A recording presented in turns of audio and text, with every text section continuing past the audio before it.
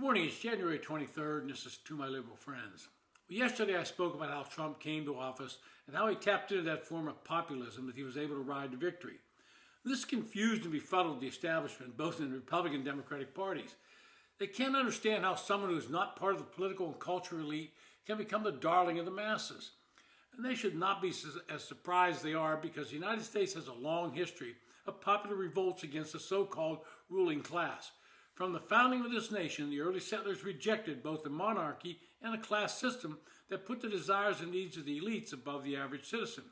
Our Constitution was drafted to protect the rights of individuals and to ensure they're not coerced or forced by government to accept decisions made by those who see themselves as better educated and better prepared to rule over them.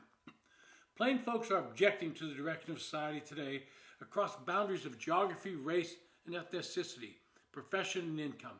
They resent being bossed by an aristocracy of experts in our federal bureaucracy, university departments, news media, and entertainment studios. They're resisting pressure that have inflamed racial identities, stigmatized skeptics of health dictates, shut off religious rights, and suffocated economic producers. They're rebelling against campaigns to redefine sexuality and family life in unprecedented ways, secrete propaganda in children's media, deny parents the right to guide their own offspring, and punish dissenters right up to the level of FBI intimidation.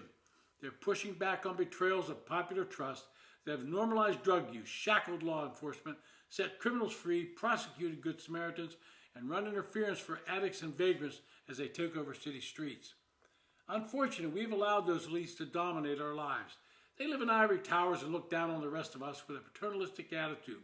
They assume, incorrectly, that they should be giving us direction and that we should heed that direction. But they are overprivileged, overeducated, overwealthy, overindulged, and overconfident.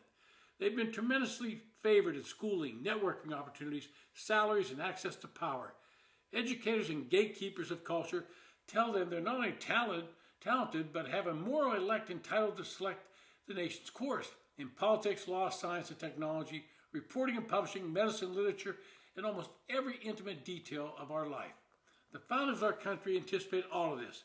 In their careful studies of history, Madison, Adams, and others noticed how talented but manipulative elite time and again hijacked societies and grabbed the levers of power. The designers of the American experiment were hell-bent to avoid that on our shores, and very intentionally made us a popularly ruled republic. They knew that average men and women would make mistakes, but these would be less egregious, systematic, and damaging than the coercive edicts of privileged class.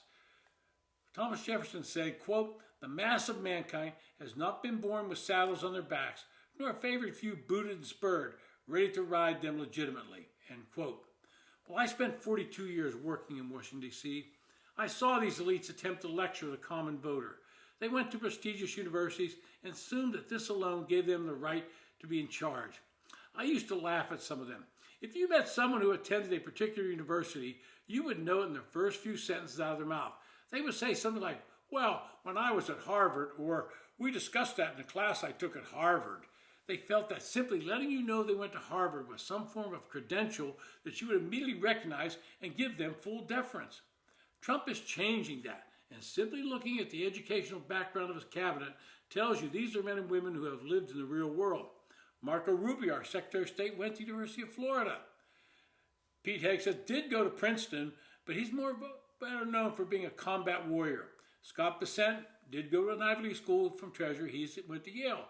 But Pam Bondi, our new AG, she went to the University of Florida and then to law school at Stetson University. Kirsty Nguyen, at Homeland Security, went to South Dakota State. Howard Lutnick, Haverford College. Linda McMahon at Education, East Carolina University. Doug Burgum, Secretary of Interior, North Dakota State. Sean Duffy at Transportation went to St. Mary's University. Chris Wright at Energy, he did go to MIT. And Lori Chavez de Remor at Labor went to Fresno State. Brooks Collins at Agriculture went to Texas A&M. Scott Turner at HUD went to Illinois. And Doug Collins at Veterans Administration went to the University of North Georgia. Notice, it's not a collection of Ivy League graduates. They're from schools around the nation and more reflect the voters that elected Donald Trump.